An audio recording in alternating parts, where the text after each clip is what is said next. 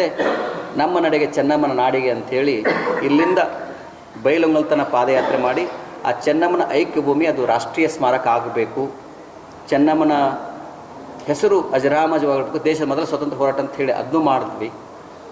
ಅದು ನಮಗೆ ಭಾಳ ಖುಷಿಯನ್ನು ಕೊಡ್ತು. ಅದಾದ ನಂತರ ವರ್ಷ ಮಠಕ್ಕೆ ಯಾರು ಬರ್ತಾರೋ ಎಲ್ಲ ಲಿಂಗ ದೀಕ್ಷೆ ಮಾಡೋದು. ಆದರೆ ಈ ಎಲ್ಲದರ ನಡುವೆ ಮನೆಗೆದ್ದು ಮಾರು ಗೆಲ್ಲಬೇಕು ಅಂತಿದೆ. ಆದರೆ ನಾವು ಹರಿಹರ ತಾಲೂಕು ಎಂದೂ ಹೋಗೋಕ್ಕಾಗಲಿಲ್ಲ, ದಾವಣಗೆರೆ ಜಿಲ್ಲೆಗೆ ಪ್ರವಾಸ ಮಾಡೋಕ್ಕಾಗಲಿಲ್ಲ. ಅದು ಯಾಕೆ ಅನ್ನೋದು ಈಗಾಗಲೇ ಭಕ್ತರಿಗೆ ಸಂಪೂರ್ಣವಾಗಿ ಮಾಹಿತಿ ಇದೆ, ನಾವು ಯಾಕೆ ಹೋಗಲಿಲ್ಲ ಅನ್ನೋದು, ಮತ್ತು ಹರಿಹರ ತಾಲೂಕು ಭಕ್ತರು ಯಾಕೆ ಮಠಕ್ಕೆ ಬರಲಿಲ್ಲ ಅನ್ನೋದು ಸಂಪೂರ್ಣವಾಗಿದೆ. ಇಲ್ಲಿದ್ದವರೆಲ್ಲರೂ ಭಾಳಷ್ಟು ಜನ ಎಲ್ಲ ನಮ್ಮ ದೇವ್ರ ಬೆಳಕರೆಲ್ಲ ಬಂದಾರೆ. 18 ವರ್ಷ ಈ ಮಠದೊಳಗೆ ಪಾದ ಹಿಡಿದವರು ಇವತ್ತಿಟ್ಟಿದ್ದಾರೆ.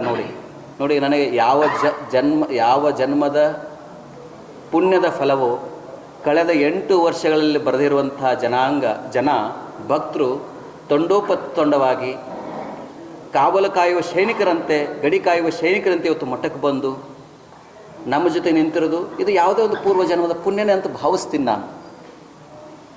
ಆಗುವುದೆಲ್ಲವೂ ಒಳ್ಳೆಯದಕ್ಕೆ, ಆಗ್ತಾ ಇರೋದೆಲ್ಲ ಒಳ್ಳೆಯದಕ್ಕೆ, ಮುಂದೆ ಆಗುವುದೆಲ್ಲವೂ ಒಳ್ಳೆಯದಕ್ಕೆ ಅನ್ನೋ ಹಾಗೆ.